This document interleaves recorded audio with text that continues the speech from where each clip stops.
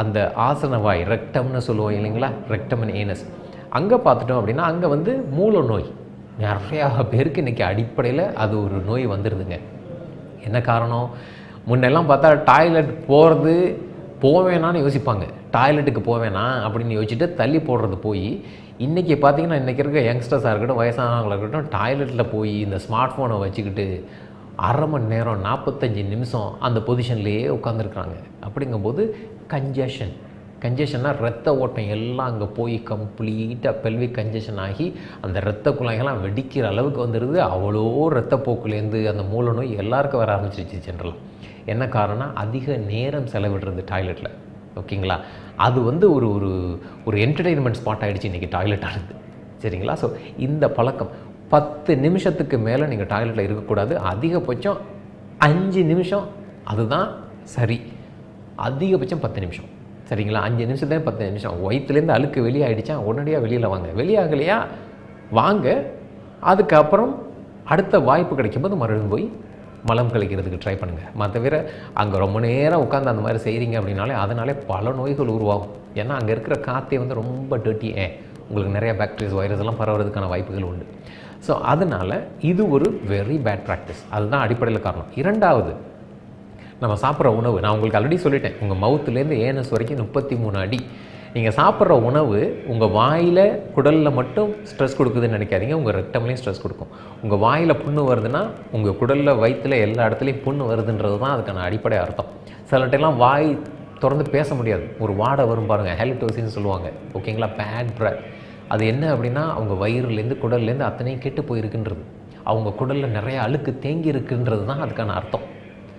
இந்த அழுக்கு எல்லாம் வெளியில் போனாலே அந்த வாயில் இருக்கிற அந்த துர்நாற்றமானது மாற ஆரம்பிச்சிடும். இதுக்காக நீங்கள் என்னென்னவோ செய்வீங்க, ஏன்னா இதை மெல்லுங்க அதை மெல்லுங்க, கிடையாது. அதெல்லாம் வந்து சிம்டமேட்டிக் ட்ரீட்மெண்ட். உண்மை என்ன அப்படின்னா இந்த அழுக்கு எல்லாம் கம்ப்ளீட்டாக உடம்புலேருந்து வெளியாகிடுச்சு அப்படின்னாலே உடம்புலையும் வாடை இருக்காது, வாயிலையும் வாடை இருக்காது. ஆல்ரைட்?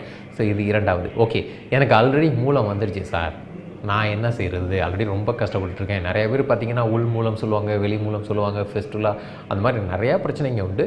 அடிப்படையில் இதுக்கு முன்னாடி நம்ம சொன்னது தான், டைஜஸ்டிவ் ஹெல்த்தை பேணி காக்கிறதுக்கு நீங்கள் என்னென்ன விஷயமெல்லாம் செய்யணுமோ அதெல்லாம் செஞ்சீங்க அப்படின்னாலே இது எல்லாம் மாற ஆரம்பிச்சிடும். முக்கியமாக அசைவ உணவுப் பொருள்களை ரொம்ப குறைவாக சாப்பிடுங்க.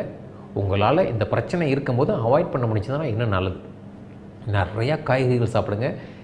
டெய்லி கீரையானது உணவில் இருந்தே ஆகணுன்றதை முறைப்படுத்துங்க. அது வந்து இரண்டாவது. அப்புறம் இதுக்கு முன்னாடி சொன்னால் மற்ற மெத்தட்ஸ் எல்லாத்தையுமே ஃபாலோ பண்ணிங்கனாலே சரியாயிடும். மூலநோய் உள்ளவங்க என்ன செய்யலாம் அப்படின்னு பார்த்தீங்கன்னா, நிறையா மூலிகை மருந்துங்க இருக்குது. அதாவது மூலநோயை சரிப்படுத்துறதுக்கு நிறையா மூலிகை மருந்துங்க இருக்குது. நம்ம பிரம்மின்னு சொல்லுவோம், ஆமலக்கின்னு சொல்லுவோம். இந்த மாதிரி நிறையா மூலிகை மருந்து, சந்திரசூர், அப்புறம் பேல், இது எல்லாமே ஒரு அருமையான மூலிகை மருந்துங்க. இதெல்லாம் வந்து அந்த மூலநோய் இருக்கிறத சரி பண்ணக்கூடியது. இரண்டாவது நீங்கள் என்ன செய்யணும் அப்படின்னு பார்த்தீங்கன்னா, சிட்டிங் ஆன் ஐஸ் பேக். மூலநோய் எதனால் வருது? ஹீட்டு, சூடு. சரிங்களா? பெல்விக் ஏரியாவில் அவ்வளோ சூடு உருவாகிறது தான் மூலநோய்க்கு அடிப்படையில் காரணம்.